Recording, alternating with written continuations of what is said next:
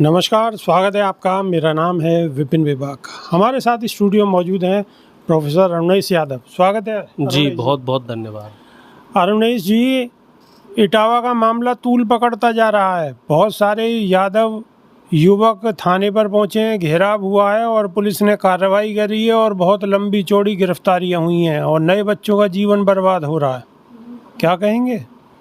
देखो साहब, अब मुझे लग रहा है कि जो ये मामला है, कल जो घटना घटी है वहाँ पे मुद्दे से भटक गए हैं। हमें वो संविधान वाली लाइन पकड़ के रखनी है, जो कानून के दायरे में रह के जो आंदोलन हो सकते हैं। तमाम तरह के आंदोलन शांतिपूर्ण तरीके से होते हैं, तो आंदोलन उसी तरीके से होना चाहिए था। लेकिन कुछ अति उत्साही जो युवक हैं, जो जल्दबाजी में शॉर्टकट तरीके से नेता बनना चाहते हैं, उन लोगों ने इस बेहद संजीदा मुद्दे का राजनीतिक लाभ उठाकर इस बड़ी जो मुहिम थी, जो बहुजनों के खिलाफ ये मनवादी विचारधारा के लोगों ने जो ये षड्यंत्र रचा था, उसकी दिशा को मोड़ दिया है। मामला सीधा सीधा सा था कि इटावा के छोटे गांव में, और ये दिन आप भी जानते हैं, आप भी ग्रामीण पृष्ठभूमि से फसल वसल कट जाती हैं, लोग थोड़ा अपना धर्म कर्म और टाइम पास के लिए कथा भागवत वगैरह करते हैं। और अब थोड़ा सा समय बदल गया है, तो हर जाति हर धर्म के लोग कथावाचक हो रहे हैं, शास्त्री हो रहे हैं, तो इसमें ऐसी कोई बड़ा विषय नहीं था।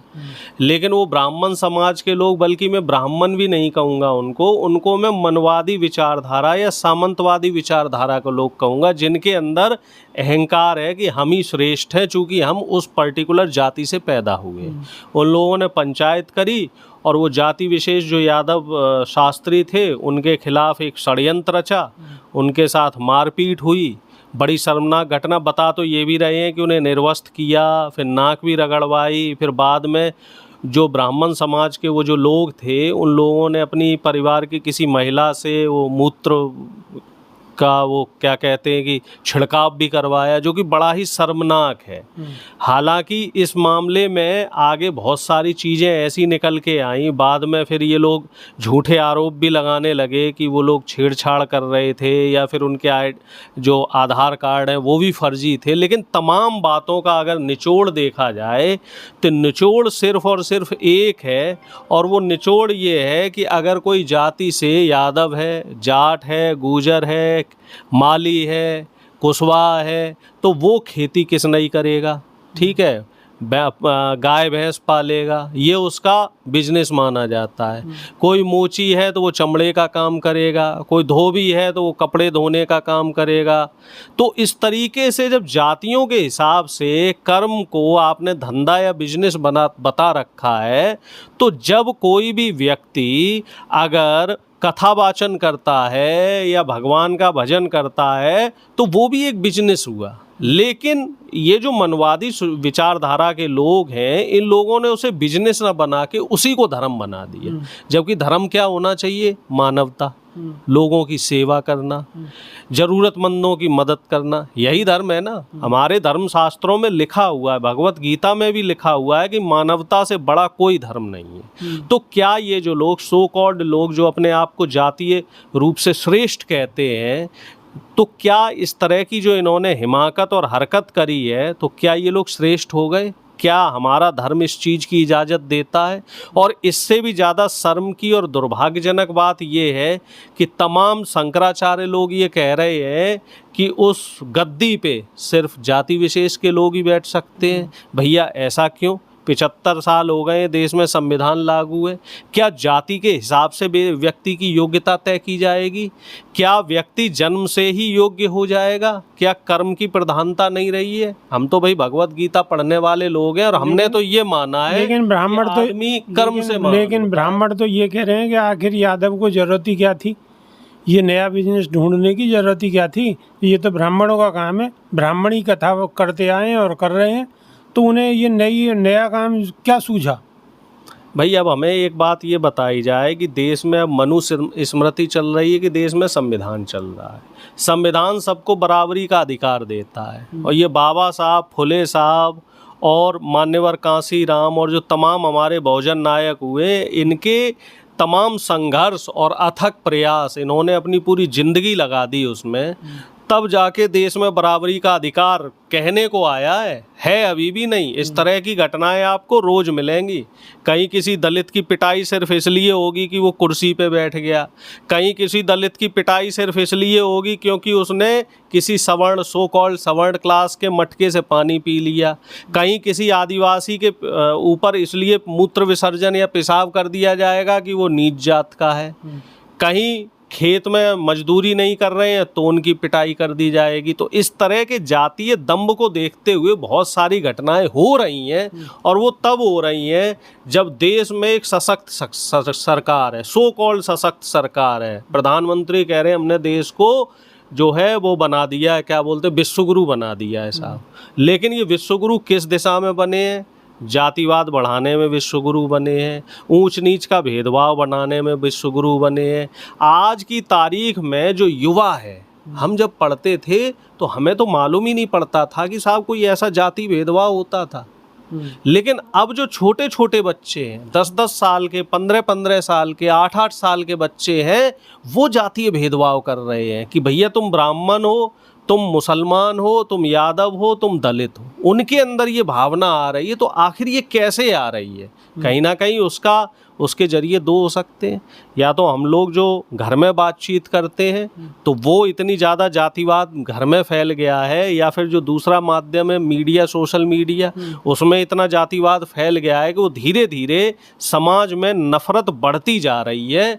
और ये जो नफ़रत इस कदर बढ़ गई है उसका परिणाम हमें देखने को मिल रहा है। इटावा में जो घटना हुई है वो कई मायने, मैं खुद मानता हूँ, मैं जिस जाति से आता हूँ, हमारी जाति के लोग ही अपने आप को मनवाद का शिकार कर चुके हैं।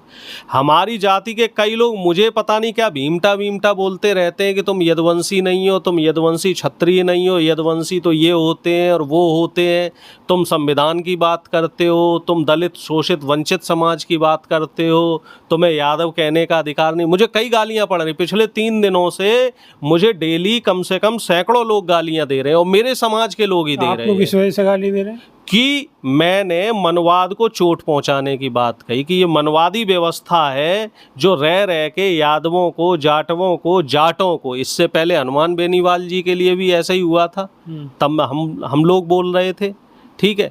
और आए दिन दलितों के साथ ऐसी घटनाएं होती हैं, आदिवासियों के साथ ऐसी घटनाएं होती हैं। तो हम लोग, जब आप बोल रहे थे, अब आपके साथ कोई है और भी कोई कास्ट के लोग हैं? यही तो मैं देख रहा हूँ। अब हम अपने आप को अकेला पा रहे हैं। भाई जाटों के खिलाफ कुछ होता है तो उसमें हमारे जैसे यादव लोग बोलते हैं, दलितों के खिलाफ तो होता है तब बोलते हैं। लेकिन अब हमें कोई दलित और पिछड़े समाज से ऐसा व्यक्ति नहीं मिल रहा है जो ये कह रहा हो कि यादव जी, यादव समाज के साथ गलत हो रहा है। तो ये चीज़ गलत है। और ये चीज़ गलत क्यों है? क्योंकि इस तरीके से समाज में नफरत भर दी गई है। अब क्या सारी सामाजिक लड़ाई लड़ने का ठेका यादवों ने ले रखा है? और सारा जो किसी भी समाज के, मुझे कोई 2 मुस्लिम आदमी ऐसे नहीं मिल रहे हैं जो ये कह रहे हैं कि भैया यादव जी आपके साथ गलत हुआ है। मुस्लिम इसमें आएंगे तो फिर हिंदू मुस्लिम हो जाएगी। क्यों नहीं आएंगे भैया? जब हमें यदमुल्ले बोला जाता है, जब यूपी के यादवों को, बिहार के यादवों को यदमुल्ला बोला जाता है, जब कहीं भी मुसलमानों के खिलाफ लिंचिंग होती है, उनके साथ कुछ दुर्व्यवहार होता है, तो हम उनके सामने आपने कहा यदमुल्ले, अगर पूरे वाले आ जाएंगे तो फिर आपको तो भूल जाएंगे, वही मैदान में आ जाएंगे सीधे सीधे। नहीं, हम तो ये कहते हैं कि सर्व समाज को हमारे साथ होना चाहिए, बल्कि जो ब्राह्मण समाज के जो बुद्धिजीवी लोग हैं उनको भी खुल के हमारा समर्थन करना चाहिए। अच्छा, आप एक बात बताइए, जो ब्राह्मण समाज के समृद्ध लोग हैं, जो समझदार पढ़े लिखे काबिल लोग हैं और जो ज्यादा इन चीजों में विश्वास नहीं रखते, उनसे क्या उम्मीद करते हैं? हम ये चाहते हैं कि भैया हमारा खुल के समर्थन करो। अब ये देखो कि बेइज्जती भी हमारे समाज के लोगों की हुई, उनको मारा पीटा भी गया। बताओ कितना अपमान किया गया, सर गंजा कर दिया, नाक रगड़वा दी गई, पेशाब का छिड़काव भी कर दिया गया, उल्टी FIR भी उनके ऊपर कर दी कि साहब तुमने जात छिपाई और तुमने महिलाओं से छेड़छाड़ करी। सोच के देखो कि कोई धर्मशास्त्री सार्वजनिक मंच पे और छेड़खानी कर सकता है। सोच के देखो, कोई धार्मिक व्यक्ति जो कथा भागवत करता है, कोई पहली नहीं कर रहा, कई सालों से कर रहे होंगे, इस तरह की गिरी हुई हरकत हो सकती है। जाति कोई व्यक्ति छुपा सकता है, वो भी गाँव में। गांव जैसी जगह में कोई व्यक्ति अपनी जात छुपा सकता है। चलो बड़े शहर में, मेट्रोपॉलिटन सिटी में हम मान सकते हैं कोई व्यक्ति अपनी जात छुपा लेगा, लेकिन मेरा आह्वान ये है कि जो सर्व समाज है, चाहे वो ब्राह्मण हो, कोई भी हो, जो लोग प्रोग्रेसिव विचारधारा के हैं, उनको इस मुद्दे पे खुल के बोलना चाहिए। सिर्फ अखिलेश यादव ने या तेजस्वी यादव ने इस मामले का ठेका नहीं ले रखा। मैं तो अपने नेताओं से भी कहता हूं कि हमारे जो पार्टी के नेता हैं उनको भी खुल के बोलना चाहिए। आखिर डर किस बात का है? डर किस बात का है भाई? जब कहीं भी समाज में गलत हो रहा है तो गलत को आप गलत कह नहीं सकते हो क्या? और गलत नहीं कह सकते हो इसका मतलब हमारे देश में संविधान कमज़ोर हो गया और मनवाद हावी होता जा रहा है। ये इसका तो साफ संदेश यही है कि अब देश में संविधान सिर्फ दिखाने भर को है। और जहाँ जहाँ बीजेपी की सरकार है, और मैं तो योगी आदित्यनाथ जी से एक सवाल और करना चाहता हूँ कि चलिए, जहाँ दो जातियों के बीच में हत्या वाला काम होता है वहाँ ब्राह्मण समाज के पास चले जाते हो, यादव समाज के यहाँ नहीं जाते हो, वो बात चलो छोड़ दी। यहाँ तो आपके सामने, आप तो खुद साधु हो और एक साधु का अपमान हुआ है, और साधु की तो कोई जात नहीं होती, साधु तो सबका होता है। तो क्या योगी आदित्यनाथ जी माफ़ी मांगेंगे? जैसे दिल बड़ा करके मध्य प्रदेश के उस समय जो तत्कालीन मुख्यमंत्री थे शिवराज सिंह चौहान जी, जब एक आदिवासी के साथ एक घटना हुई थी तो उन्होंने माफ़ी मांगी थी, तो क्या योगी आदित्यनाथ जी माफ़ी मांगेंगे? और मांगनी चाहिए, क्योंकि उनके होते हुए शासन प्रशासन जब वो कहते हैं कि जीरो टॉलरेंस है, और तब ऐसी घटना हो गई, और उस घटना के बाद भी अब देखिए कि वो ब्राह्मण समाज, पूरे ब्राह्मण समाज को नहीं कह रहा हूँ, वो चंद जो मुट्ठी भर लोग हैं वो लोग अभी भी हावी हो रहे हैं। तो ये बड़ी शर्मनाक बात है और कहीं ना कहीं सोचने वाली बात है कि आखिर हम समाज को क्या दे रहे हैं। बिल्कुल शर्मनाक बात है और सोचने समझने की ज़रूरत है। सरकार को और शासन प्रशासन को भी सोच समझकर इस पर निर्णय लेना चाहिए। जिस तरीके से मुकदमे दर्ज किए गए हैं वो भी कहीं ना कहीं सवालों के उस पर भी निशान हैं। तो सरकार को इस ओर ध्यान देना चाहिए और इस तरीके की घटना दोबारा ना हो तो कठोर निर्णय लेना आवश्यक है। तो आपकी इस विषय पर क्या राय है, कमेंट के माध्यम से अवश्य बताएं। नई वीडियो में फिर रूबरू होंगे। बहुत बहुत शुक्रिया, धन्यवाद, नमस्कार। जी नमस्कार।